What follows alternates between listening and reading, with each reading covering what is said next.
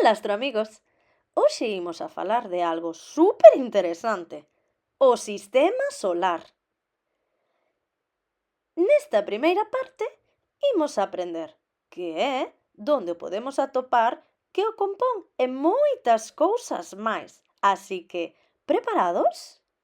O sistema solar é un sistema planetario composto por unha estrela, o Sol, e todos os corpos celestes que xiran ao seu redor, como por exemplo os planetas, os satélites, os asteroides e os cometas. Pero, que é o Sol? O Sol é unha estrela enana amarela que se atopa no centro do sistema solar e que proporciona luz e calor aos planetas. Cales son os planetas do sistema solar? Pois actualmente atopamos 8 que se dividen en dous grupos. O primeiro grupo é o máis cercano ao Sol e son chamados os planetas interiores ou rochosos. E aquí atopamos a Mercurio, a Venus, a Terra e a Marte.